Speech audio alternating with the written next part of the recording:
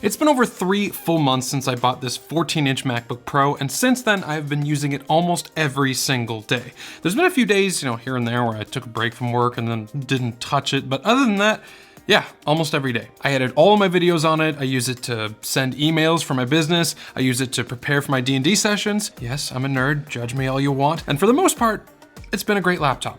I can't deny that. But I paid $2,000 for this base model version of this laptop. So given that I spent that much money on a laptop, I think it's worthwhile to just sit down and reflect a little bit, to lay out all the pros and cons on the table and then see if I really made a mistake in buying it. So if you buy the cheapest 14-inch MacBook Pro, what do you get? What does $2,000 get you in Apple land? Well, for starters, all 14-inch MacBook Pros get the same 14.2-inch 3024 by 1964 mini LED display with ProMotion. And right off the bat, this is one area that Apple has absolutely crushed the competition in. If there is one standout thing that makes this laptop feel like it's worth the asking price, it's probably the display. This thing kicks ass, especially for content creators or video editors, photographers, or just anybody else who needs a really high quality screen. It doesn't quite hit 4K like the XPS 13, but I don't think it really needs to. It's plenty sharp as is, and it gets insanely bright too. I think it goes up to like 1,000 nits sustained and then 1,600 nits peak with HDR. So you should have no issues viewing it near a window or even just full on outside for that matter. The contrast ratio is also very, very good with the mini LED tech that Apple put into this. Blacks are basically true black. You don't get any of that backlight bleed or blooming in high contrast scenes, which also means that you can completely hide the oddity that is the notch if you're into that. My favorite part of the display though is something that some of you probably won't even notice, and that's the ProMotion part. This is a 120 Hz display, which is something that's usually reserved for gaming laptops, not ultrabooks. I am very sensitive to frame rate personally. I'm in the video world, so frame rates are important to me. And I'm even more immersed in the gaming world where frame rates are even more important. So the change from a 60 Hz laptop to a 120 Hz one makes a big difference. If you buy this thing with the intent of gaming on it because of that high refresh rate display,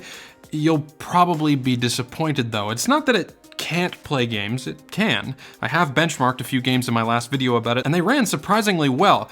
It's the lack of supported games for the Mac platform that's gonna disappoint you. There's just not that many of them. There's also the presence of some ghosting in fast-moving scenes with this display that might make gaming a little less appealing, but other than that, yeah, it's definitely a display that earns the Pro moniker, as much as I hate to say that. It's easily one of the best laptop displays out there, if not the best. All 14-inch MacBooks get the same keyboard and trackpad too, and both are excellent. There's plenty of travel for a keyboard with these scissor switch keys. They feel nice to use and they're very comfortable to type on. And that's coming from someone that owns 4 different mechanical keyboards, one of which that I spent $600 on and built myself. So I'm very nitpicky about keyboards. This one's great. The speakers are also the same in all models. They aren't going to sound quite as loud and full as the 16-inch version of this laptop because they're bigger obviously in the 16-inch version, but I can almost guarantee that you're not going to find a better sounding set of speakers anywhere else on the market. They are that good. You know what else is insanely good on this laptop?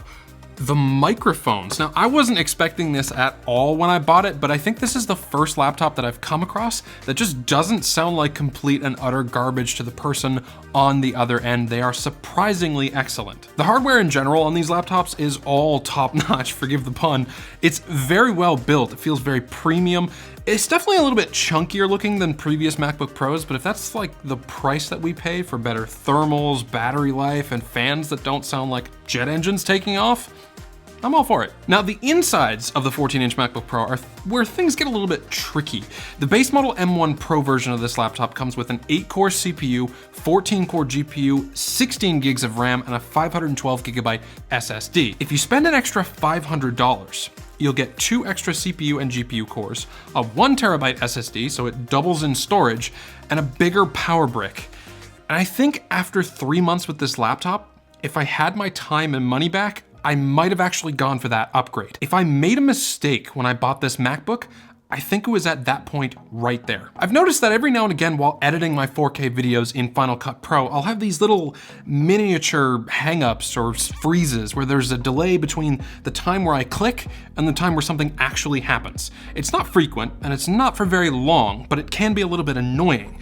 There's a possibility that it could be just a software issue that could be fixed in the future, but it could also be that the base model M1 Pro just isn't as fast as I had thought initially. Had I gone for the upgraded M1 Pro with the 2 extra CPU and GPU cores, I might not have had that problem, or at least it might not have been as bad. But either way, that's not the biggest issue with the base model. The biggest problem that I keep running into is the lack of storage. Now, 512 gigabytes is not a small amount of space for most people, but for content creators like me who deal with multiple 30-minute video clips where each file is between 20 and 40 gigabytes, that space fills up pretty fast. I've been mitigating that problem with like 2 terabyte external SSDs, but it's not a very elegant solution. And every time I travel, I have to take those SSDs with me. So it just would have been nicer to have a bigger internal drive. You can get up to an 8 terabyte internal SSD in the 14-inch MacBook, but it's gonna cost you an eye-watering $2,400 US. And with that kind of money, you can just buy a whole nother MacBook. I'll tell you what though, battery life on this thing has been fantastic. I mean, sure, if you're powering through 4K video editing in Final Cut, you can blow through the battery in just 4 to 5 hours easily. But if you're just using it to write emails, do some spreadsheet stuff, or watch YouTube videos, you can get 10 to 12 hours straight out of it, no problem. I usually do a combination of the two. I spend a couple of hours editing in Final Cut, and then I switch over to send some emails or do some finance related stuff, and I can go for 7 to 8 hours before I need to plug in again. Speaking of plugging in, the MagSafe cable that comes with this thing is so good. It's braided and it snaps with enough force so that it's not easy to dislodge, but a sharp tug will pull it free, so you don't have to worry about someone tripping over the cable and then sending the laptop flying off of your desk. I'll be honest though, I don't use it as much as I thought I would. Because you can charge the MacBook through any of the USB-C ports on it, I find myself plugging in the laptop with any old 20 to 40 watt USB-C brick that I have lying around. One other thing that I've been impressed with is the lack of fan noise on this laptop. I've heard the fans in this thing kick in exactly once in the past 3 months. And it was when I was running multiple benchmarks back to back at once to try and stress test the machine as much as possible. When they do come on, they're very quiet and they're not at all annoying, which is a huge, huge upgrade over the previous Intel MacBooks of the past. Those things sound like my Dyson fan at full speed. In all seriousness, this 14-inch MacBook Pro has been treating me very, very well over the past 3 months. It's not perfect, no piece of tech ever is, but for the $2,000 that I spent on it, I feel reasonably satisfied. It's not like the deal of the century or anything, but I think it is worth the asking price. It's a top-end laptop that I think will be relevant for many, many years, and I can say without a doubt that I recommend it. Hope you liked the video, thanks for watching, and as always, have a great day.